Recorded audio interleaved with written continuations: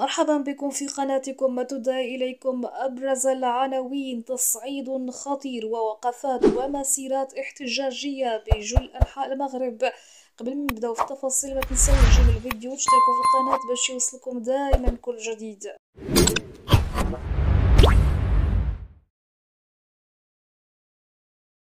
أعلنت الأطر الطبية عن تصعيد احتجاجاتها ضد الحكومة بتمديد إضرابها وشل المرافق الطبية لأسبوعين متواصلين ابتداء من 15 من يوليو 2024.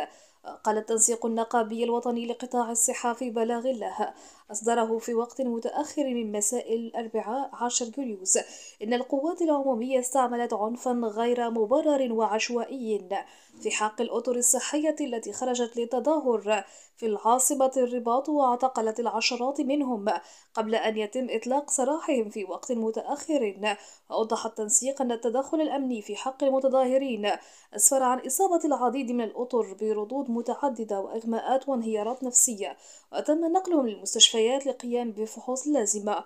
وندد التنسيق ما وصفه بتوغل رئيس الحكومة وضربه الحريات والحق في الاحتجاج والتظاهر السلمي، مستنكرا بشدة منع المسيرات السلمية والاعتقال في صفوف الأطر الصحية التي طالب بعدم متابعتها. وأوضح التنسيق أن هذا التصعيد سيبدأ ابتداء من اليوم وغد الجمعة بالإضراب، سيعقب إضراب خلال الأسبوعين المقبلين من الاثنين إلى الجمعة وقفات ومسيرات احتجاجية إقليمية وجهوية، ملوحا بإطلاق برنامج احتجاجي جديد في حالة عدم التجاوب مع مطالب الشغيلة.